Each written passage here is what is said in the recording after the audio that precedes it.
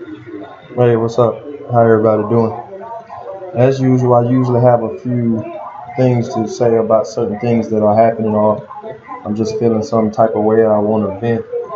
Today, I want to talk about marching. Man, we march so much. I mean, I understand it brings awareness, but at this point in time, everybody already knows it's time for action. You know, yeah, awareness is cool, but we know, man. We just know. So, in anything we do in life, you always say, well, if you're gonna talk it, you have to do it. You have to have action. You can't say, well, hey, I want to open a business and then just stop. It's just hearsay. You just talking. But to get something going, you have to have action. Same with anything, man. Hey, it's simple as shit. Just when you can understand, like, hey, man, I'm gonna go to the grocery store. But if you don't actually get your ass up and go to the grocery store, nothing happens. That is where action happens. But we done got seem to be stuck as black people. We march and march and march. These people are aware. Dialogue is over with. Like, we don't need to talk about shit. We need to demand action. If you can get as many people as you get in Joel Osteen Church or however y'all get so many people marching, white, black, there's all kind of people march for the rights, but that ain't gonna do shit. Let me tell you why. Imagine and somebody, and it is bad for us because we as blacks and colors, as minority, as brown, as poor, we suffer significant injustice for our people in the prison system, from just walking down the street to frisk and to everything, from our neighborhoods not getting proper roads done as other richer and higher end people neighborhoods, just injustice all around the table. So that's just like me. If I rob banks and I rob a bank, and say I just giving out some numbers, I get $200,000. Right? I rob a bank, I get $200,000, and the cop just get outside and they just start a rally.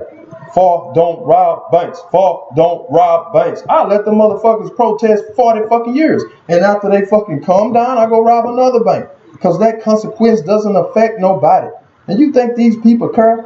And rest in peace to the woman. I don't know where this shit just happened. In Charlottesville, had all them people out there marching, and the person ran over, you see, and then it just got worse. You got Trump come out and say they don't give a shit. And nothing will happen. You might get the statues removed, but how is that going to fix the injustice for our people? It ain't going to do shit.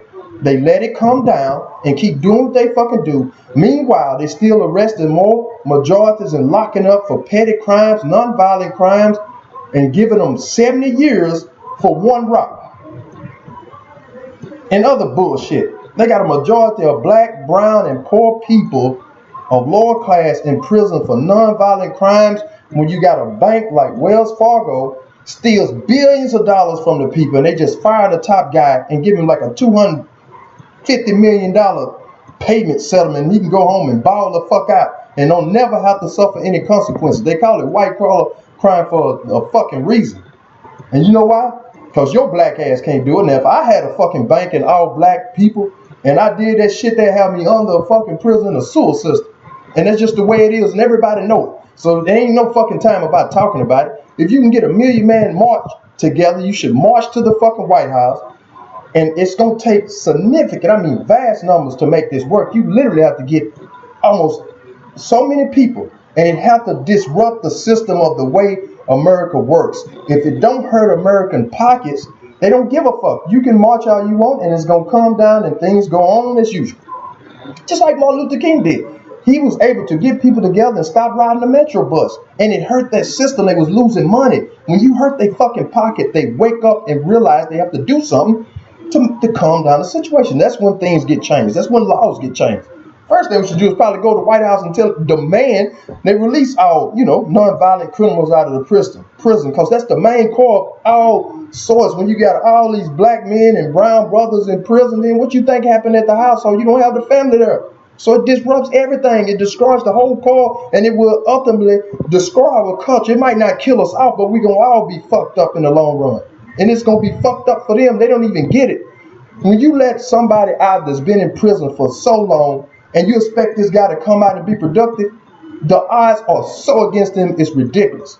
And when they commit a crime, they usually committing against your monkey ass. So what you should be doing is spending all that money and rehabilitating and actually giving people help and employing them. Nobody want to sell dope. People sell dope because they have to take care of their families. So if you can find a reasonable employment, not no fucking Burger King, where a man can actually take care of his family, then you will eliminate that drug war that they claim to have. So. And it's just the truth. You know, I'm going to spit it like it is. So that's how you resolve that. It's a lot of issues that we have to address. And that's just one.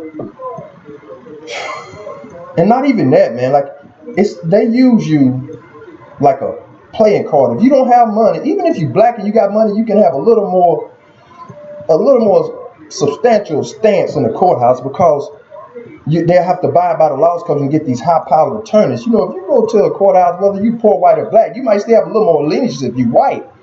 But they never give you a jury of your peers. How am I a black man going into a courthouse with 70-year-old white people judging my future? There's no justice in that. And going up against a cop, they're going to side with the cop every time. And they're going to try to degrade me and find anything that I've done in my past to make me look like a criminal. But that has nothing to do with the current case. No matter what somebody did before, and if they are out and they done paid their dues and riding in the car and get pulled over for a ticket and get killed, it doesn't matter about his fucking past. Shit. And they don't. And a lot of people, we have to start standing up. It's time for action. You cannot go and see your brother get shot on the motherfucking street and you go grab a camera. No, that shit is over. You see it, don't do shit. You just put it on news and make more rallies. What we do, we march. That shit don't do nothing. And I'm not saying violence. You have to get people in number, hurt the system, make them change laws, and demand it. And you damn near have to lose everything. And let me give you a scenario. You know, back in the day, you used to call a nigga Uncle Tom. This is why. You take an Uncle Tom, which is a guy that the white slave owner brings one of the black guys in the house, give him a little bit nicer clothes, maybe nicer shoes, he get to eat better food and all this shit. Right? And then you turn him against the people. You got him out there with the gun with the slaves aiming at his own brother in the field. It's the same scenario. Now I hear a lot of brothers say, man, I couldn't have lived back then. Man, I'd have shot up all them motherfuckers. No, you wouldn't. And probably not me either. Most of us, Uncle Tom, because the same situation. But they do it different. They give you a little money. You got your monk-ass house. You got your nice little monk-ass car that you brag about every day on fucking Facebook. You got your nice jewelry, which we all do. But that hurts us because as black people, we won't stand together and we won't invest together. But God damn it, you don't want to lose your little place that you have in your status so it keep you at bay. You might go march, but nigga, you're gonna want to do it on the weekend because you got to be to work Monday.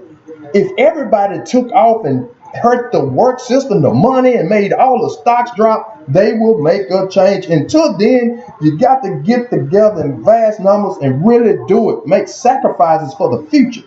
And I was talking to a friend of mine, late friend. She's very intelligent. We like kind of hunks in her. This is a while back. Anyway, she was like, well, yeah, I see that. And I was, yeah, but I just try not to worry about it. And I'm just going to steal it in my kids to where they will have a better future. All that shit is fine and dandy. You can give your kids all the knowledge you want. But Trayvon had knowledge. The nigga had Skittles and got shot. It don't matter what you teach somebody. We have to take actions to leave a better future. Because having the knowledge and not doing nothing is fucking sacrilegious. It does nothing. The most innocent black kid could be walking down the street and get his head blew off his shoulders by a police officer and nobody says shit. That Willie Lynch shit gotta stop. We have to come together in numbers. Stop being divided. And we need to make change. And we need to stop looking for the president to make that change for us. And this is how you do it. And the most tricky shit is beating the police. And the only way I believe we could do that is to start a community. Not just one fucking black bank or black place to eat.